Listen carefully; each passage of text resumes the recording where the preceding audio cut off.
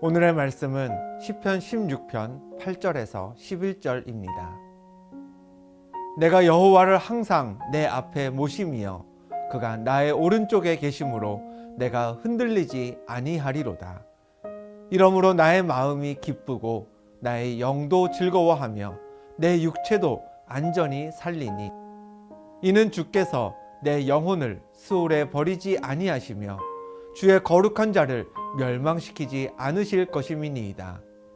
주께서 생명의 길을 내게 보이시리니 주의 앞에는 충만한 기쁨이 있고 주의 오른쪽에는 영원한 즐거움이 있나이다. 우리는 예수를 그리스도, 곧 구세주로 고백하는 그리스도인입니다. 그 믿음으로 구원받은 우리는 하나님의 자녀요, 하나님의 백성이죠. 그렇다면 여러분은 하나님 백성의 특징을 얼마나 간직하고 또 얼마나 세상에 드러내며 살고 계십니까? 이 질문에 답하기 위해서는 먼저 하나님을 아버지라 부르는 하나님의 자녀들이 도대체 무슨 특징을 나타내는 사람인지를 알아야 합니다. 오늘 본문은 하나님의 자녀, 하나님의 백성이 세상을 살 때 드러나는 특징이 무엇인지를 알려줍니다. 본문 8절입니다. 내가 여호와를 항상 내 앞에 모심이여 그가 나의 오른쪽에 계심으로 내가 흔들리지 아니하리로다. 출애굽 이후 하나님은 이스라엘에게 하나님 자신을 설명하실 때마다 너를 애굽에서 인도하여 낸 여호와라는 표현을 사용하셨습니다. 그 표현처럼 하나님은 우리 앞에서 우리의 길을 열어주시는 분이십니다. 동시에 하나님은 임마누엘, 즉 우리와 함께 하시는 하나님이십니다. 앞에 가신다고 해서요, 혼자 그냥 멀찌감치 떨어져 계시는 게 아닙니다. 우리 앞에서 우리를 인도하지만 동시에 우리와 같이 계시면서 우리를 지켜주시는 분이 하나님이시죠. 본문에서 다윗도 그와 같이 하나님을 고백했습니다. 내가 여호와를 항상 내 앞에 모심이여 그가 나의 오른쪽에 계심으로 라고 했죠. 다윗은 하나님이 다윗 앞에서 길을 인도하시도록 여호와를 항상 자신 앞에 모셨습니다. 더불어 하나님이 자신의 오른쪽에 계시다 했습니다. 내가 오른팔로 의지할 수 있도록 하나님이 내 곁에 함께 하시는 분임을 표현한 것이죠. 중요한 건 그 다음입니다. 하나님이 앞에서 인도하시고 또 같이 계심을 믿는 다윗이기에 그의 삶이 어땠을까요? 조금 전 읽은 8절 끝부분에서 다윗은 내가 흔들리지 아니하리로다 라고 고백했습니다. 하나님이 다윗의 갈 길을 이끄셨기 때문에 또 이끌림 받는 다윗과 하나님이 함께 하셨기 때문에 다윗은 흔들리지 않는 사람이었습니다. 다윗에게는 하나님이라는 확실한 조력자가 있었습니다. 때문에 다윗은 이 사람 저 사람의 말을 들을 필요가 없었습니다. 흔들리지 않고 기도하면서 순종하는 마음으로 믿음의 발을 떼면 되었습니다. 또 다윗에게는 하나님의 나라라는 분명한 삶의 목적지가 있었습니다. 가다가 다른 길로 새지 않아도 되었습니다. 잠깐 쉴 수는 있었지만 그렇다고 목적지가 달라지지는 않았습니다.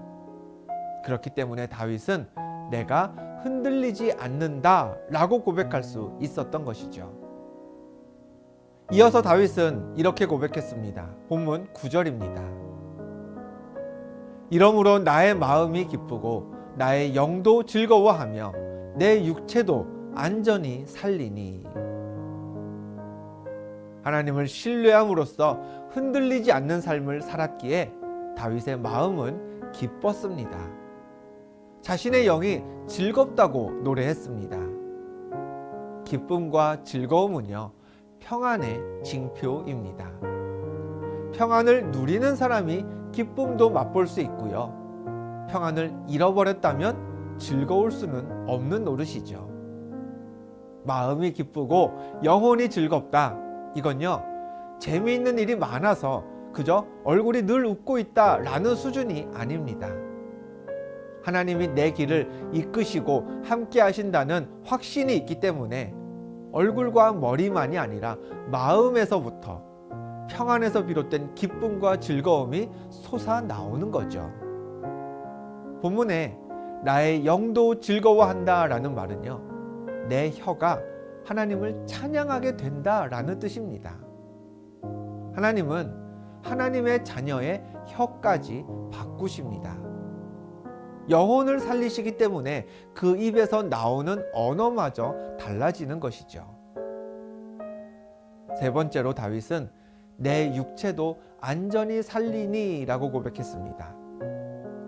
신앙이라는 것을 마음의 문제로만 생각하는 사람들이 있습니다. 하나님을 믿는 믿음을 어떤 영적인 일, 그래서 영혼의 일로만 간주하기도 하죠.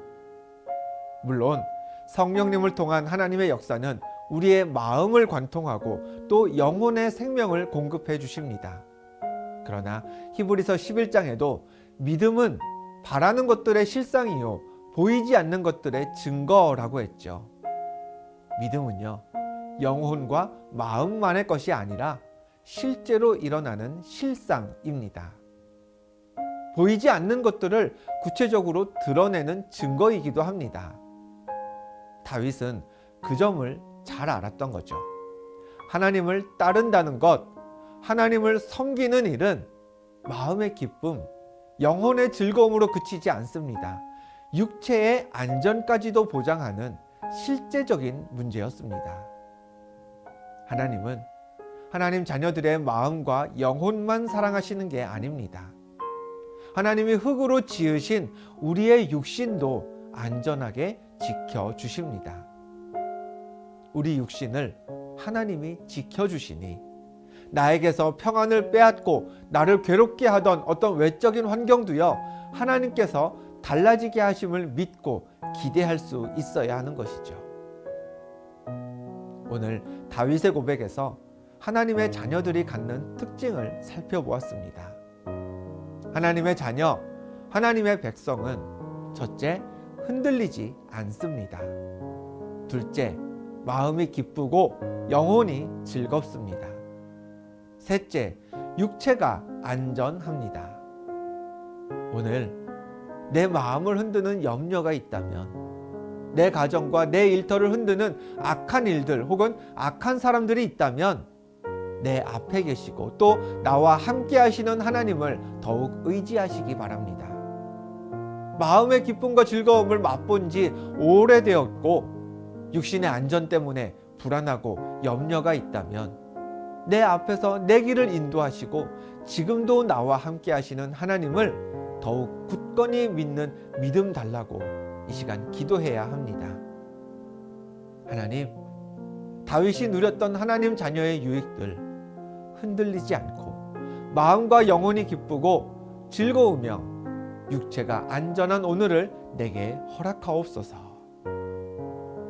이와 같이 기도하며 그 기도에 응답받는 복을 누리시기를 주님의 이름으로 축원합니다. 기도하겠습니다. 하나님, 하나님이 내 앞에서 나의 길 인도하심을 믿습니다. 임마누엘 하나님이 지금도 우리와 함께 하심을 믿습니다. 그 믿음으로 오늘도 세상 풍파에 흔들리지 않고 마음이 기쁘고 영혼이 즐거우며 육체가 안전한 하나님 자녀의 특징을 다윗처럼 풍성히 누리며 살게 하옵소서. 예수 그리스도의 이름으로 기도하옵나이다. 아멘.